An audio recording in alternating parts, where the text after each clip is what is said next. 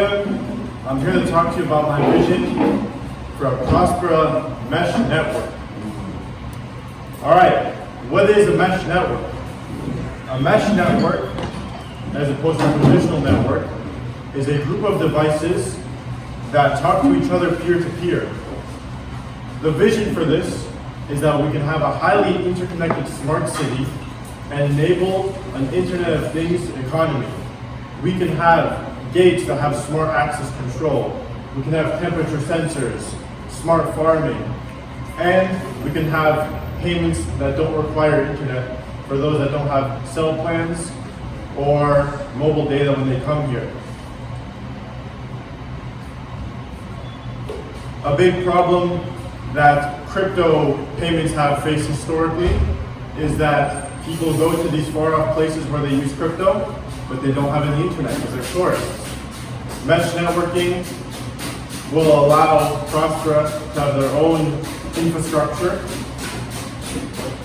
and it will also attract the many unbanked Hondurans. We have seen some success in Morazon onboarding people to stablecoins, and if you can solve the network issue and the internet connection, you remove a major barrier to that, and you allow that money to go to Próspera instead of going to banks and to Visa and MasterCard.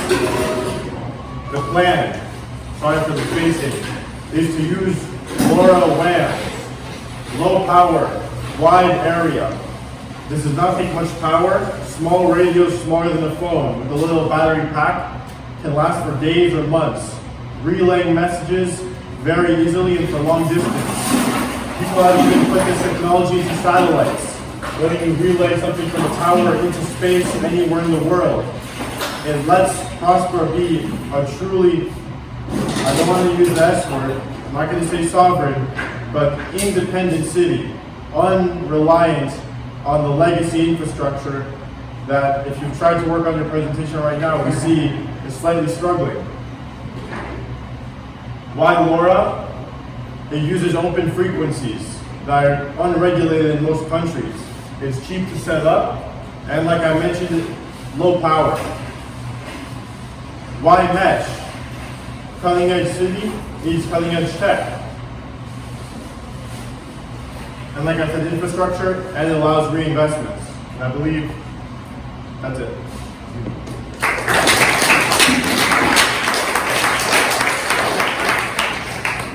Any questions? What do you need to build it? What do you need? You need a network of radios. These are maybe $100 each. They don't go through the jungle very well. Well, they go through much better than Wi-Fi does.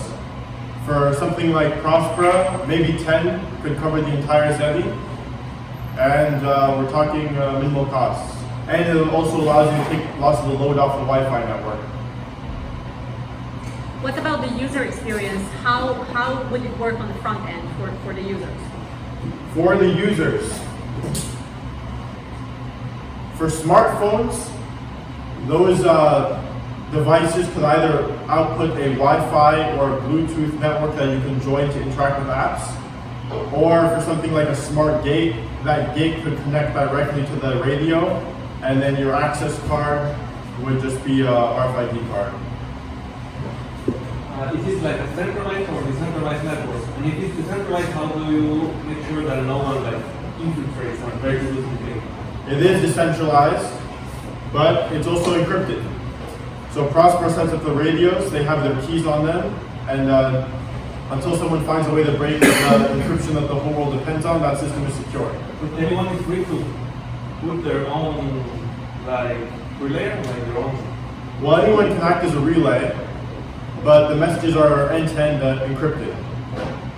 So the worst someone could do is probably a DDoS attack, but that's also exists with Wi-Fi and cellular. So this is no new problems are introduced.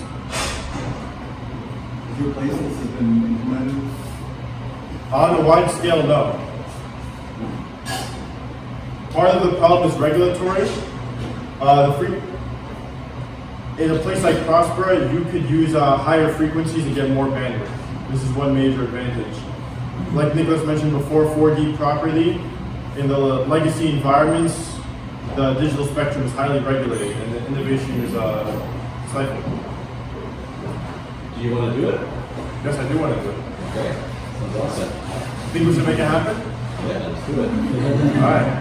You got yourself a deal. Yeah. We have a